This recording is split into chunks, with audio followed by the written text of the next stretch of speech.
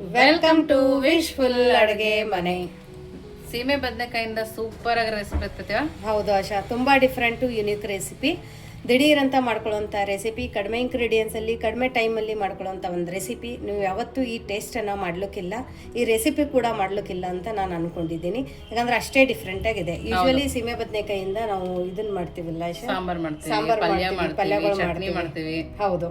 So ಇವಾಗ ನಾನೇನು ಇಷ್ಟೆಲ್ಲ ಸೀಮೆ ಬದನೆಕಾಯಿ ತಗೋತಾ ಇಲ್ಲ, 4 ಜನಕ್ಕೆ ಆಗೋಕ್ಕೆ ಇಲ್ಲಿ ನಾನು 1 ಸೀಮೆ ಬದನೆಕಾಯಿನ ತಗೋತಾ ಇದ್ದೀನಿ.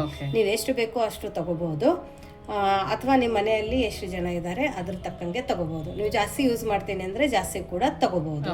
ಯೂಶ್ವಲಿ ಸೀಮೆ ಬದನೆಕಾಯಿ ಅಂದ್ರೆ ಮಕ್ಕಳು ಮೂಗು ಮುಖ ಎಲ್ಲ ಮುರಿತಾರೆ, ಯಾರು ಇಷ್ಟಪಡಂಗಿಲ್ಲ. ಸೊ ಹಾಗಾಗಿ ಅವರಿಗೋಸ್ಕರ ಇದು ತುಂಬಾ ಡಿಫ್ರೆಂಟ್ ಮತ್ತೆ ತುಂಬಾ ಹೆಲ್ದಿ ನ್ಯೂಟ್ರಿಷಿಯಸ್ ರೆಸಿಪಿ ಕೂಡ ಅನ್ಬೋದು. ಇವಾಗ ಇಲ್ಲಿ 1 ಸೀಮೆ ಬದನೆಕಾಯಿ ಇದೆಯಲ್ಲ, ಇದನ್ನ ತೊಳ್ಕೊಂಡು ಬರೋಣ. ನೋಡಿ, ಇಲ್ಲಿ ಸೀಮೆ ಬದನೆಕಾಯಿನ ನಾವು ತೊಳ್ಕೊಂಡು ಬಂದಿರೋದು. ಇವಾಗ ಇದನ್ನ ಮುಂದೆ ಭಾಗ ಹಿಂದಿನ ಭಾಗನ ಕಟ್ ಮಾಡ್ಕೊಳ್ಳೋದು. ತುಂಬಾ ಎಳೆದಿದೆ ನೋಡಿ ಪ್ರತಿಭಾ. ಹೌದು, ಆದಷ್ಟು ಎಳೆದನ್ನೇ ಯೂಸ್ ಮಾಡಿ.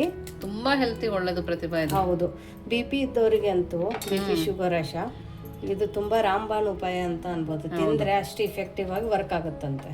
ಅದೇ ಹಿತ್ತಲ್ ಗಿಡ ಮದ್ದಲ್ಲ ಅಂತಾರೆ ನೋಡು ಪ್ರತಿಭಾ. ಇದು ಹಿತ್ತಲಲ್ಲಿ ಬೆಳಿತಾರೆ ಚೆನ್ನಾಗಿ. ಊರ್ ಕಡೆ ತುಂಬಾನೇ ಸಿಗುತ್ತೆ ಇದು. ಸೊ ಇಲ್ಲಿ ಇವಾಗ ದಪ್ಪ ತುರಿ ಇರುತ್ತಲ್ಲ, ಈ ದಪ್ಪ ತುರಿನ ತಗೊಳ್ಳೋಣ.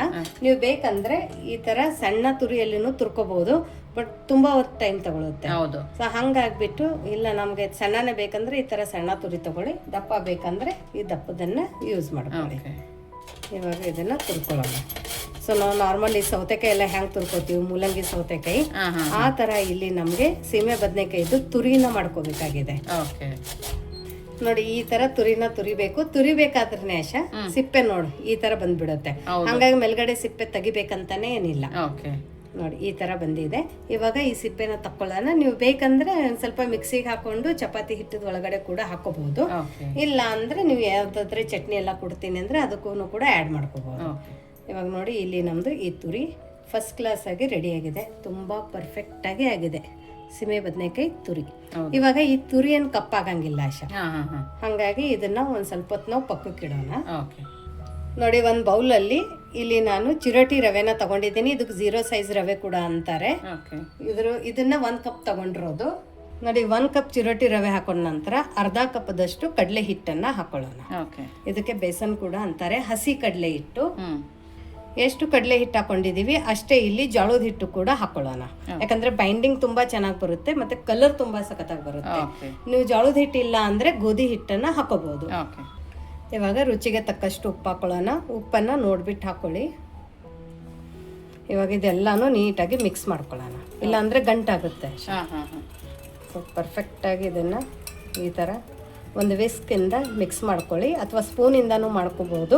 ಇಷ್ಟು ಟೈಮ್ ಇಲ್ಲ ಅಂದ್ರೆ ನೀವು ಡೈರೆಕ್ಟ್ ಇನ್ನೂ ಒಂದು ಮೆಥಡ್ ಅಂದ್ರೆ ಮಿಕ್ಸರ್ ಜಾರಲ್ಲಿ ಹಾಕೋಬಹುದು. ಹಾಕೊಂಡ್ಬಿಟ್ಟು ಒಂದೇ ಸುತ್ತು ತಿರುಗಿಸ್ಬೇಕು, ಜಾಸ್ತಿ ತಿರುಗಿಸ್ಬಾರ್ದು. ಇಲ್ಲಾಂದ್ರೆ ನಮ್ಗೆ ಆ ಟೆಕ್ಸ್ಚರ್ ಬರಂಗಿಲ್ಲ. ನೋಡಿ, ಇದೆಲ್ಲ ನೀಟಾಗಿ ಮಿಕ್ಸ್ ಆಗಿದೆ, ಗಂಟೆಲ್ಲ ಒಡೆದಿದೆ, ಇದ್ರೊಳಗಡೆ ಯಾವುದೇ ತರ ಗಂಟಿಲ್ಲ. ಇವಾಗ ಇದ್ರೊಳಗಡೆ ಮೊಸರನ್ನ ಹಾಕೊಳ್ಳೋಣ. ಇಲ್ಲಿ ನಾನು ದಪ್ಪ ಸ್ಪೂನ್ ತಗೊಂಡಿದ್ದೀನಿ. ಸೊ ದಪ್ಪ ಸ್ಪೂನಿಂದ 2 ಸ್ಪೂನ್ ಹಾಕೊಂಡಿದ್ದೀನಿ. ಇಲ್ಲ ಕಪ್ ಮೆಜರ್ಮೆಂಟ್ ಅಲ್ಲಿ ಅಂದ್ರೆ 1/4 ಕಪ್ಪದಷ್ಟು ಇಲ್ಲಿ ನಾವು ಮೊಸರನ್ನ ಹಾಕೋಬೇಕು. ಹುಳಿ ಇದೆ ಜಾಸ್ತಿ ಮೊಸರು ಅಂದ್ರೆ ಕಡಿಮೆ ಹಾಕೊಳ್ಳಿ, ನಾರ್ಮಲ್ ಆಗಿದೆ ಅಂದ್ರೆ 1/4 ಕಪ್ಪದಷ್ಟು ಹಾಕೋಬಹುದು. ನೋಡಿ, ಇದೆಲ್ಲ ನೀಟಾಗಿ ಈ ತರ ಮಿಕ್ಸ್ ಮಾಡ್ಕೊಂಡ ನಂತರ ಸ್ವಲ್ಪ ನೀರು ಹಾಕೊಂಡು ಇಲ್ಲಿ ನಾವು ಹಿಟ್ಟನ್ನ ಕಲಿಸ್ಬೇಕು. ಹಿಟ್ಟಿಗೆ ಚೆನ್ನಾಗಿ ಜಿಗಿ ಬರಬೇಕು, ಯಾಕಂದ್ರೆ ಜೋಳದ ಹಿಟ್ಟು ಬೇರೆ ಹಾಕೊಂಡಿದ್ದೀವಲ್ಲ, ಹಂಗಾಗ್ಬಿಟ್ಟು ಚೆನ್ನಾಗಿ ಜಿಗಿ ಬಂದಷ್ಟು ಟೆಕ್ಸ್ಚರ್ ಚೆನ್ನಾಗಿ ಬರುತ್ತೆ.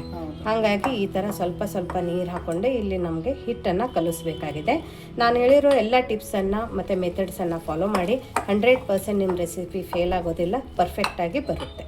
ನೋಡಿ, ಇವಾಗ ಸ್ವಲ್ಪನೇ ನೀರು ಹಾಕೊಂಡು ಮತ್ತೆ ಇಲ್ಲಿ ನಾವು ಈ ತರ ಹಿಟ್ಟನ್ನ ಕಲಿಸ್ಬೇಕು. ಇಲ್ಲಿ ಹಿಟ್ಟಿನ ಕನ್ಸಿಸ್ಟೆನ್ಸಿನ ನೀವು ನೋಡ್ಕೊಳ್ಳಿ, ತುಂಬಾ ಗಟ್ಟಿ ಇರಬಾರ್ದು.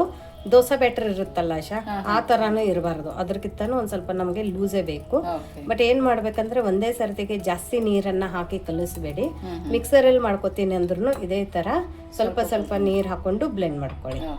ಮತ್ತೆ ತುಂಬಾ ಫೈನ್ ಆಗಿನೂ ಕೂಡ ಬ್ಲೆಂಡ್ ಹಾಕ್ಬಾರ್ದು. ಕೇರ್ಫುಲ್ ಆಗಿ ಆನ್ ಆಫ್ ಮಾಡ್ತಾ ಇಲ್ಲಿ ನೀವು ಮಿಕ್ಸರಲ್ಲಿ ಹಿಟ್ಟನ್ನ ಬ್ಯಾಟರನ್ನ ರೆಡಿ ಮಾಡ್ಕೋಬಹುದು. ಅಕಸ್ಮಾತ್ ನಿಮ್ಮ ಹತ್ರ ಟೈಮ್ ಇಲ್ಲ ಅಂದ್ರೆ, ಟೈಮ್ ಇದೆ ಅಂದ್ರೆ ಇದೇ ತರ ಮಾಡ್ಕೊಳ್ಳಿ. ಇದಕ್ಕೇನು ಜಾಸ್ತಿ ಟೈಮ್ ತಗೊಳ್ಳೋದಿಲ್ಲ, ಇನ್ಸ್ಟಂಟ್ ಆಗಿ ಆಗುತ್ತೆ. ನೋಡಿ ಇವಾಗ ಇಷ್ಟು ಕನ್ಸಿಸ್ಟೆನ್ಸಿ ಸಾಕಾಗುತ್ತೆ. ನೆಕ್ಸ್ಟ್ ಇವಾಗ ಇದ್ರ ಒಳಗಡೆ ನಾವು ತುರಿದಿಟ್ಟಿದ್ವಲ್ಲ ಆಯಿಷಾ, ತುರಿದಿಟ್ಟಿರೋದು ಸೀಮೆ ಬದನೆಕಾಯಿನ ಹಾಕೊಳ್ಳೋಣ. ಓಕೆ. ನೀವು ಬೇಕಂದ್ರೆ ಸೋರೆಕಾಯಲ್ಲಿನೂ ಕೂಡ ಮಾಡ್ಕೋಬಹುದು. ನೋಡಿ ಇದ್ರ ಒಳಗಡೆ ನೀರನ್ನು ತಕ್ಕೋಬಾರ್ದು, ನೀರನ್ನು ಕೂಡ ಹಾಕೋಬೇಕು. ಯಾಕಂದರೆ ಇದ್ರ ಒಳಗಡೆ ವಾಟರ್ ಕನ್ಸಿಸ್ಟೆನ್ಸಿ ತುಂಬ ಜಾಸ್ತಿ ಇರುತ್ತೆ, ಹಾಗಾಗಿ ಅದು ತುಂಬ ಹೆಲ್ಪ್ ಆಗುತ್ತೆ. ಅದಕ್ಕೆ ನೀರನ್ನು ನೋಡ್ಕೊಂಡು ಹಾಕ್ಕೊಳ್ಳಿ ಅಂತ ನಾನು ಹೇಳೋದು. ನೀಟಾಗಿ ಮಿಕ್ಸ್ ಮಾಡ್ಕೊಳ್ಳೋಣ. ಜಾಸ್ತಿ ಬೀಟ್ ಮಾಡ್ಕೋಬೇಕಂತೇನಿಲ್ಲ, ಬರೀ ಮಿಕ್ಸ್ ಮಾಡಿಕೊಂಡ್ರೆ ಸಾಕು. ನೋಡಿ ಇವಾಗ ಇದ್ರ ಮೇಲ್ಗಡೆ ಮುಚ್ಚಿಬಿಟ್ಟು ಇದನ್ನ ಪಕ್ಕಕ್ಕೆ ಇಡೋಣ. ನೋಡಿ ಒಂದು ಕುಟಾಣಿನ ತಗೊಂಡು ಹಣ್ಣು ಮೆಣಸಿನ್ಕಾಯಿ ಅಲ್ಲ ಪ್ರತಿಭಾ? ಹೌದು ಆಶಾ. ಹಣ್ಣು ಅಂದರೆ ಡ್ರೈ ಅಲ್ಲ, ನಮ್ದು ಹಸಿದೆ ಈ ಥರ ಕೆಂಪದಾಗಿ ಹಣ್ಣಾಗಿರುತ್ತಲ್ಲ ಅದು. ಇದು ತುಂಬ ಖಾರ ಇಲ್ಲ ಅಂತೇಳಿ 4 ತಗೊಂಡಿದ್ದೀನಿ. ಖಾರ ಇದ್ದರೆ ಕಡಿಮೆ ತಗೊಳ್ಳಿ, ಇಲ್ಲಾಂದರೆ ಹಸಿ ಮೆಣಸಿನ್ಕಾಯಿ ಕೂಡ ಯೂಸ್ ಮಾಡ್ಕೋಬೋದು. ಓಕೆ. ಕರಿಬೇವಿನ ಸೊಪ್ಪು 1 ಕಡ್ಡಿ, ಜೀರಿಗೆ, ಸ್ವಲ್ಪ ಶುಂಠಿ, ಹಾಗೆಯೇ ಕೊತ್ತಂಬರಿ ಸೊಪ್ಪು. ನಾವಿಲ್ಲಿ ರುಚಿಗೆ ಸ್ವಲ್ಪನೇ ಉಪ್ಪನ್ನು ಹಾಕೊಳ್ತಾ ಇದ್ದೀವಿ. ಇವಾಗ ಉಪ್ಪೆಲ್ಲ ಹಾಕೊಂಡಿರ್ತೀವಲ್ಲ ಆಶಾ, ಉಪ್ಪು ಹಾಕೊಂಡು ಇದನ್ನ ಜಜ್ಕೋಬೇಕು. ಉಪ್ಪು ಯಾಕೆ ಹಾಕ್ಬೇಕಂದ್ರೆ ನಮ್ಮ ಮೆಣಸಿನ್ಕಾಯಿ ಎಲ್ಲ ಬೇಗ ಸಣ್ಣ ಆಗುತ್ತೆ ಅಂತೇಳಿ. ನಮ್ಮ ಅಜ್ಜಿದರೆಲ್ಲಾನು ಈ ತರ ಚಟ್ನಿ ಮಸಾಲೆ ಮಾಡ್ಬೇಕಂದ್ರೆ ಒಂದ್ ಸ್ವಲ್ಪ ಉಪ್ಪು ಹಾಕಿ ಈ ತರ ಕಲಿಯಲ್ಲಿ ಕೊಡ್ತಾ ಇದ್ರು. ಯಾಕೆ ಅಂತ ಕೇಳಿದಾಗ ಅದು ಬೇಗ ಸಣ್ಣ ಆಗುತ್ತೆ ಅಂತ ಹೇಳಿದ್ರು. ಸೊ ಹಾಗಾಗಿ ಇಲ್ಲಿ ನೋಡಿ ಇವತ್ತಿನ ಒಂದು ಇಂಪಾರ್ಟೆಂಟ್ ಹಳೆ ಕಾಲಿನ ಟಿಪ್ಸ್ ಅನ್ನ ನಾನು ನಿಮ್ಗೆ ಹೇಳಿದ್ದೀನಿ. ನಿಮ್ಗೆ ಹೇಗನ್ಸುತ್ತೆ ಅಂತ ಕಮೆಂಟ್ ಮೂಲಕ ತಿಳಿಸಿ. ನಿಮ್ಗೆ ಈ ತರ ಯಾವ್ದಾದ್ರೆ ಟಿಪ್ಸ್ ಗೊತ್ತಿದ್ರೆ ನಮ್ಗೆ ಅದನ್ನು ಕೂಡ ಕಮೆಂಟ್ ಮೂಲಕ ತಿಳಿಸೋದನ್ನ ಮರಿಬೇಡಿ. ಇನ್ನು ಯಾರು ನೀವು ನಮ್ದು ವಾಟ್ಸಪ್ ಗ್ರೂಪ್ ಅನ್ನ ಜಾಯಿನ್ ಆಗಿಲ್ಲ ಅಂದ್ರೆ ವಿಶ್ವಲ್ ಅಡುಗೆ ಮನೆ ವಾಟ್ಸಪ್ ಗ್ರೂಪ್ ಲಿಂಕ್ ಅನ್ನ ಡಿಸ್ಕ್ರಿಪ್ಷನ್ ಬಾಕ್ಸ್ ಅಲ್ಲಿ ಕೊಟ್ಟಿದ್ದೀವಿ. ಆ ಲಿಂಕ್ ಮೇಲೆ ಕ್ಲಿಕ್ ಮಾಡಿದ್ರೆ ಸಾಕು, ನೀವು ನಮ್ಮ ಜೊತೆ ಕನೆಕ್ಟ್ ಆಗ್ತೀರಾ. ಏನೇ ಕ್ವೆರೀಸು ಡೌಟ್ಸು ಇದ್ರೆ ಅಲ್ಲಿ ನೀವು ನಮ್ಮ ಜೊತೆ ಕಮ್ಯುನಿಕೇಟ್ ಮಾಡ್ಬೋದು. ಸೊ ಇದನ್ನ ನಾವು ತರಿ ಹಂಗೆ ಕುಟ್ಕೊಂಡು ಬರೋಣ. ನೋಡಿ ಇಲ್ಲಿ ಮೆಣಸಿನ್ಕಾಯಿನ ನಾವು ಈ ಥರ ಜಜ್ಕೊಂಡು ಬಂದಿರೋದು, ಈ ಥರ ಕುಟ್ಕೊಂಡು ಬಂದಿರೋದು. ಇದಕ್ಕೆ ಈ ಮಸಾಲೆ ಮಾಡೋಕ್ಕೆ ಎಷ್ಟು ಉಪ್ಪು ಬೇಕು ಅಷ್ಟೇ ಉಪ್ಪನ್ನು ಹಾಕೊಂಡಿರೋದು. ಯಾಕಂದರೆ ಆಲ್ರೆಡಿ ಹಿಟ್ಟಲ್ಲಿನೂ ಕೂಡ ನಾವು ಉಪ್ಪನ್ನು ಹಾಕೊಂಡಿದ್ವಿ. ಸೊ ಹಾಗಾಗಿ ನೋಡಿಬಿಟ್ಟು ಇಲ್ಲಿ ನೀವು ಉಪ್ಪನ್ನು ಹಾಕೊಳ್ಳಿ. ನೋಡಿ ಈ ಥರ ತರಿಯಾಗಿ ಎಷ್ಟು ಚೆನ್ನಾಗಿ ಕುಟ್ಕೊಂಡಿದ್ದೀವಿ. ಕಲರ್ ಕೂಡ ಸೂಪರ್ ಆಗಿದೆ. ಸೊ ಇವಾಗ ಈ ಕುಟ್ಕೊಂಡಿರೋದು ಮೆಣಸಿನ್ಕಾಯಿ ಮಸಾಲೆನ ನಾವು ಇಲ್ಲಿ ನೋಡಿ ಹಿಟ್ಟನ್ನು ಕಲಸಿಟ್ಕೊಂಡಿದ್ವಲ್ಲ ಅದ್ರೊಳಗಡೆ ಹಾಕೊಳ್ಳೋಣ. ಇದೆಲ್ಲ ತುಂಬಾ ಸಿಂಪಲ್ ಇದೆ, ತುಂಬಾ ಡಿಫ್ರೆಂಟ್ ಇದೆ. ಹೌದು. ಇವಾಗ ಇದನ್ನ ನೀಟಾಗಿ ಮಿಕ್ಸ್ ಮಾಡ್ಕೊಳ್ಳೋಣ. ನೋಡಿ ಇವಾಗ ಇದ್ರ ಕನ್ಸಿಸ್ಟೆನ್ಸಿ ಗಟ್ಟಿ ಇದೆ, ಇಷ್ಟು ಗಟ್ಟಿ ಇರಬಾರ್ದು. ಇವಾಗ ಇದ್ರೊಳಗಡೆ ನೀರನ್ನ ಹಾಕೊಳ್ಳೋಣ. ನೀರನ್ನ ಹಾಕೊಂಡು ಕನ್ಸಿಸ್ಟೆನ್ಸಿನ ನಾವು ಕರೆಕ್ಟಾಗಿ ಮಾಡ್ಕೊಳ್ಳೋಣ ಅಂತ. ಯಾಕಂದ್ರೆ ನಾವು ಮುಂಚೆನೆ ಜಾಸ್ತಿ ನೀರು ಹಾಕೊಂಡಿದ್ರೆ ಸೀಮೆ ಬದನೆಕಾಯಿ ಕೂಡ ನೀರು ಬಿಡುತ್ತೆ. ಆವಾಗ ಮತ್ತೆ ಮೇಲ್ಗಡೆಯಿಂದ ಎಕ್ಸ್ಟ್ರಾ ನೀವು ರವೆ ಆಗಲಿ ಅಥವಾ ಜೋಳದ ಹಿಟ್ಟು ಕಡಲೆ ಹಿಟ್ಟು ಹಾಕೋಬಹುದು. ಬಟ್ ಅದ್ರ ಟೆಕ್ಸ್ಚರು ಮತ್ತೆ ಅದ್ರ ರುಚಿನೇ ಬೇರೆ, ಒಂದೇ ಸರ್ತಿ ಕಲಿಸಿದಾಗ ಬಂದಿರೋಂಥ ರುಚಿನೇ ಬೇರೆ. ಹೌದು. ನೋಡಿ ಇವಾಗ ಈ ಥರ ತಿಳಿ ಕನ್ಸಿಸ್ಟೆನ್ಸಿ ಇದೆ. ಇದು ಪರ್ಫೆಕ್ಟಾಗಿ ಇದೆ ಕನ್ಸಿಸ್ಟೆನ್ಸಿ. ಇವಾಗ ಈ ಒಂದು ಸೌಟನ್ನು ತೊಗೊಂಡ್ಬಿಟ್ಟು ನೋಡಿ ಇಲ್ಲೊಂದು ಕಬ್ಬನದ್ದು ದೋಸೆ ತವೆನ ಇಟ್ಕೊಂಡಿದ್ದೀನಿ. ನೀವು ಯಾವ್ದು ಯೂಸ್ ಮಾಡ್ತೀರಾ ಅದೇ ದೋಸೆ ತವೆನ ಇಲ್ಲಿ ಯೂಸ್ ಮಾಡ್ಕೊಳ್ಳಿ. ಅದಕ್ಕೆ ಒಂದು ಸ್ವಲ್ಪ ಎಣ್ಣೆ ಹಚ್ಚಿ ಒರೆಸ್ಕೋಬೇಕು. ಆಮೇಲೆ ತವೆ ತುಂಬಾ ಚೆನ್ನಾಗಿ ಬಿಸಿಯಾಗಿರ್ಬೇಕು ಆಶಾ. ದೋಸೆ ಹಾಕೋಕ್ಕಿಂತ ಮುಂಚೆ ಪ್ರತಿ ಸಲನೂ ಈ ಥರ ಹಿಟ್ಟನ್ನು ನಾವು ನೀಟಾಗಿ ಮಿಕ್ಸ್ ಮಾಡಿ ಹಾಕೋಬೇಕು. ನೋಡಿ ಈ ಥರ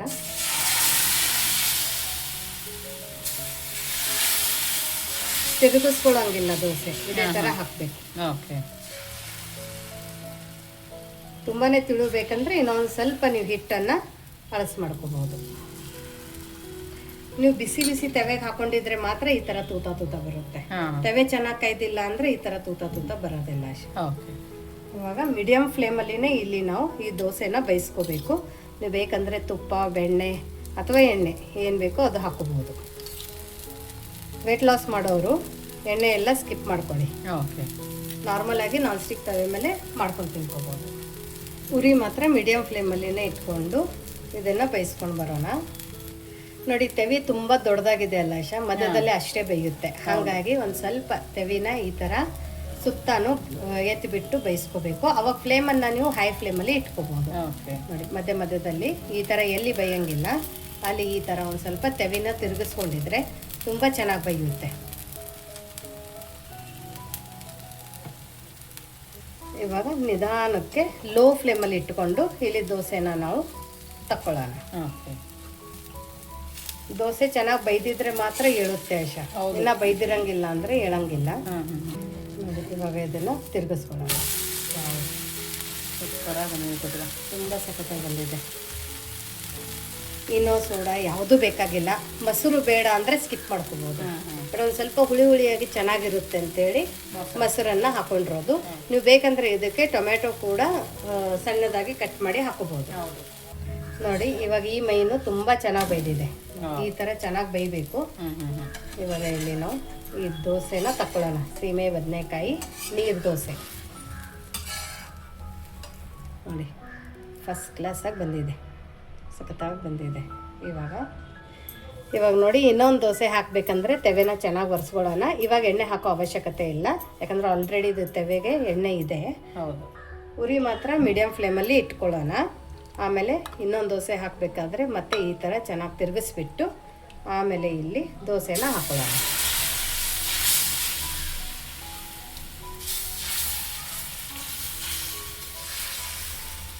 ನೋಡಿ ಈ ಥರ ದೋಸೆನ ಹಾಕೊಂಡ ನಂತರ ಉರಿನ ಸ್ವಲ್ಪ ಹೈ ಟು ಮೀಡಿಯಮ್ ಫ್ಲೇಮಲ್ಲಿ ಇಟ್ಕೊಳ್ಳೋಣ.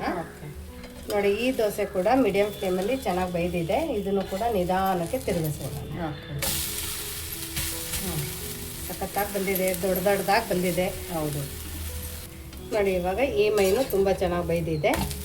ಸೊ ಎಲ್ಲ ದೋಸೆನೂ ನೀವು ನಾನು ತೋರಿಸಿದ್ದೀನಲ್ಲ ಅದೇ ಥರ ಮಾಡ್ಕೋಬೋದು. ಕಲರ್ ಅಂತೂ ಸೂಪರ್ ಪ್ರತಿಭಾ, ಸಖತ್ತಾಗಿ ಬಂದಿದೆ. ಹೌದು. ನೋಡಿ ಬಿಸಿ ಬಿಸಿ ಸೀಮೆ ಬದನೆಕಾಯಿ ನೀರು ದೋಸೆ ರೆಡಿಯಾಗಿದೆ. ನೋಡ್ತಿರಲ್ಲ ಎಷ್ಟು ದೊಡ್ಡದಾಗಿದೆ ಅಂದರೆ ನಮ್ಮ ಚಪಾತಿ ರೊಟ್ಟಿ ಕೂಡ ಎಷ್ಟು ದೊಡ್ಡದಾಗಲ್ಲ, ಅಷ್ಟು ಚೆನ್ನಾಗಿ ಬಂದಿದೆ. ಕಲರು ನೋಡ್ಬೋದು. ಇನ್ನೂ ಕ್ರಿಸ್ಪಿ ಬೇಕಂದ್ರೆ ಒಂದು ಸ್ವಲ್ಪ ಅಕ್ಕಿ ಹಿಟ್ಟನ್ನು ಹಾಕೋಬೋದು.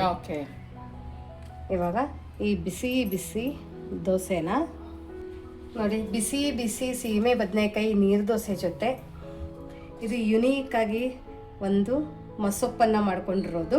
ಮಸೊಪ್ಪು ವಿಡಿಯೋ ಕೂಡ ನಾವು ಆಲ್ರೆಡಿ ಅಪ್ಲೋಡ್ ಮಾಡಿದ್ದೀವಿ. ಈ ಥರ ಸೀಮೆ ಬದನೆಕಾಯಿ ಜೊತೆ ಮಾತ್ರ ಈ ಮಸೊಪ್ಪು, ಈ ದೋಸೆ ಜೊತೆ ಈ ಮಸೊಪ್ಪು ಸೂಪರ್ ಕಾಂಬಿನೇಷನು. ಮುದ್ದೆ, ಅನ್ನ, ಚಪಾತಿ ಅಷ್ಟೇ ಅಲ್ಲ, ಈ ಥರ ದೋಸೆಗೂ ಕೂಡ ನೀವು ಟ್ರೈ ಮಾಡ್ಬೋದು. ನೋಡಿ ಮಸೊಪ್ಪು ವಿಡಿಯೋ ಬೇಕಂದ್ರೂ ನಾನು ಡಿಸ್ಕ್ರಿಪ್ಷನಲ್ಲಿ ಲಿಂಕ್ ಕೊಟ್ಟಿರ್ತೀನಿ, ಅಲ್ಲಿ ನೀವು ಚೆಕ್ ಮಾಡ್ಬೋದು. ಸೊ ಇದು ತುಂಬ different unique touch, mouth watering recipe ಅನ್ಬೋದು. ಹೊಸ ರುಚಿ, ಹೊಸ ಅಡುಗೆ ನಿಮಗೆ ಹೇಗೆ ಅನ್ನಿಸಿ ಈ ಕಾಂಬಿನೇಷನ್ ಅಂತಲೂ ಕೂಡ ಮೆಸೇಜ್ ಮೂಲಕ ಅಥವಾ ಕಮೆಂಟ್ ಮೂಲಕ ತಿಳಿಸೋದನ್ನು ಮರಿಬೇಡಿ. ನೋಡಿ ಅಷ್ಟೇ ಟೇಸ್ಟ್ ಸೂಪರ್ ಆಗಿದೆ ಪ್ರತಿಭಾ. ಹೌದಾ? ದೋಸೆ ಏನು ಡಿಫ್ರೆನ್ಸ್ ಅನ್ನಿಸ್ತಾ ಇದೆ ಆಶಾ? ದೋಸೆ ಯಾವ ಫ್ಲೇವರ್ ಗೊತ್ತಾಗ್ತಿಲ್ಲ ಪ್ರತಿಭಾ, ಬಟ್ ತುಂಬ ಟೇಸ್ಟಿಯಾಗಿದೆ. ಜಸ್ಟ್ ರೆಸಿಪಿ ಎಷ್ಟು ಚೆನ್ನಾಗಿದೆ ಅಂದರೆ ಬಾಯಲ್ಲಿ ಹಲ್ಲಿಲ್ಲ ಅಂದ್ರೂ ತಿನ್ಕೋಬೋದು. ಸೊ ಸೀಮೆ ಬದನೆಕಾಯಿ ಇದೊಂದು ಡಿಫ್ರೆಂಟ್ ರೆಸಿಪಿ, ಹೊಸ ರುಚಿ ಅಡುಗೆ ಅಂತ ಅನ್ಬೋದು. ನೀವು ಖಂಡಿತ ಒಂದು ಸರ್ತಿ ಟ್ರೈ ಮಾಡಿ, ನಿಮ್ಗೂ ಕೂಡ ಇಷ್ಟ ಆಗುತ್ತೆ. ನಿಮಗೆ ಇವತ್ತಿಂದ ಈ ಹೊಸ ರುಚಿ, ಹೊಸ ಅಡುಗೆ ಇಷ್ಟ ಆಗಿದ್ರೆ ಕಮೆಂಟ್ ಮೂಲಕ ತಿಳಿಸಿ. ಇನ್ನೂ ನಮ್ಮ ಚಾನಲ್ನ ನೀವು ಲೈಕ್ ಮಾಡಿಲ್ಲ ಅಂದರೆ ಲೈಕ್ ಮಾಡಿ, ಶೇರ್ ಮಾಡಿ, ಸಬ್ಸ್ಕ್ರೈಬ್ ಮಾಡಿ. ಮತ್ತೆ ಸಿಗೋಣ ಇದೇ ಥರ ಹೊಸ ಹೊಸ ರುಚಿ ಜೊತೆ ವಿಶ್ ಫುಲ್ ಅಡುಗೆ ಮನೆಯಲ್ಲಿ. Thank you.